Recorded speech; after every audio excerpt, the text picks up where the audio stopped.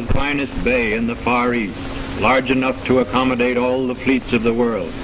We shall dock at Pier 7, a new double-decked concrete structure 1,000 feet long, built and maintained by the Philippine government. Awaiting us is the famous 80-piece Philippine Constabulary Band, winner of the grand prize at the St. Louis Exposition, and still one of the world's best. Facing the pier is old Spanish Manila, or Intramuros. Though begun 350 years ago, it has endured well, being regarded as the best example of medieval walled town in existence. Within this gateway is old Fort Santiago, long the citadel of the Spanish city, but since 1901 headquarters of the United States Army in the Philippines. This is the 31st Infantry returning from morning parade on an expanse just outside the walls, where was once a moat but which is now an 18-hole municipal golf course. Intramuros, with its narrow streets, is reminiscent of Madrid, except that the little two-wheel carriages are caramatas, and the Filipinas wearing camisas with puff sleeves resembling bird cages are quite exotic to Spain. The camisas are made of piña, or finely split pineapple fiber, not unlike mosquito bar, and are worn over elaborately embroidered chemises. The rising generation seems to want what it wants when it wants it. Perhaps that is why Manila is the only considerable city under the Stars and Stripes where prohibition is prohibited. Manila's most beautiful women generally are those with Spanish blood in their veins. This pair has been at Aurelia's in the walled city shopping for buntle hats, which are erroneously called Bangkoks in the United States and Europe. The best buntles manufactured in small towns for which they are named compare favorably with the finest of Panamas.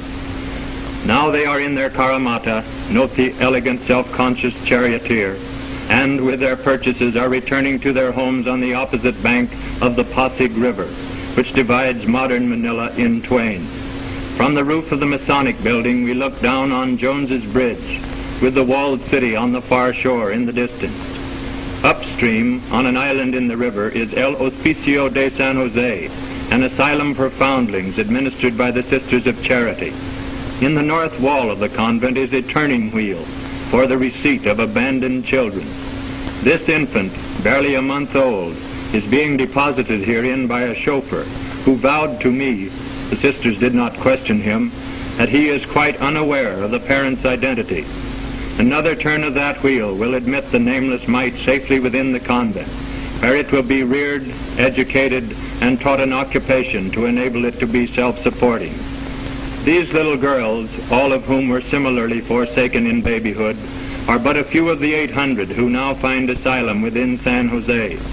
They devote every Thursday to the mending of their own clothes, a task of which they are especially fond, since they are taught to take pride in tidiness and cleanliness.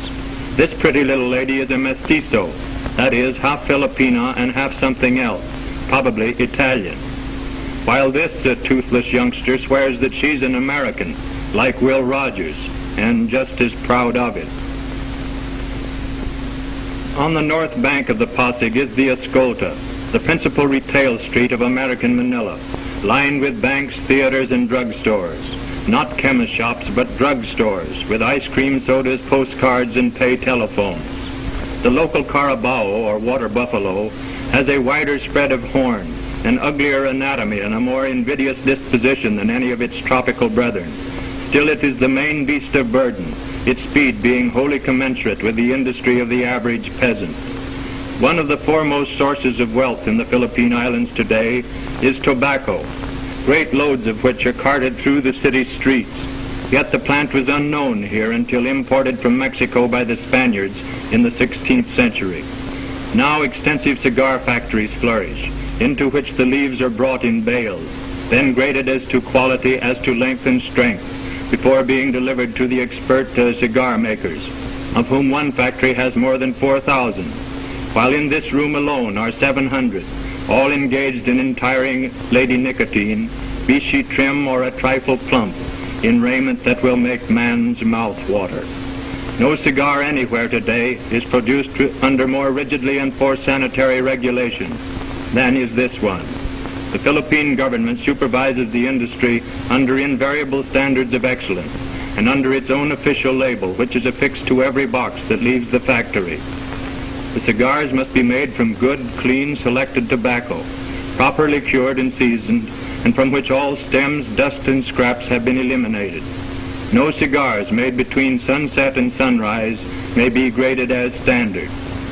This is Lady Nicotine at her best, a mild, plump, seductive creature. Just north of Manila's business district is Bilibid Prison, embracing 17 acres and harboring 3,500 transgressors of the law, the largest penal institution in the world. Retreat every afternoon at 4:30 o'clock is an impressive half-hour ceremony, when visitors are admitted to a central tower from which the ward buildings radiate like the spokes of a wheel, thereby enabling spectators to view the entire scene with ease. Selections by the prison band opens the review, following which the entire company engages in short calisthenic exercises, a feature that distinguishes Bilibid from other penitentiaries. Here the men are treated not unlike soldiers in barracks, being subjected to a system that grants privileges and metes out punishment according to conduct and industrial skill. Uniforms of different colors indicate whether they are trusties, prisoners of the first, second, or third class, or apprentices. A drill by the crack Bilibid scouts, bearing wooden arms and comprising chiefly life and good behavior prisoners, concludes the afternoon display. This is a part of the model program of regular work, recreation, and rest, which the authorities believe prepares the inmate for eventual good citizenship. In fact, so beneficent is the regime that most of the guards are stationed outside to restrain immigration rather than inside, as is customary, to thwart emigration. Tondo is the Nipa shack quarter of Manila, where native huts are set on stilts to provide plenty of ventilation and stables for the livestock beneath. To the westward towers Corregidor Island, above which hover perpetual banks of clouds.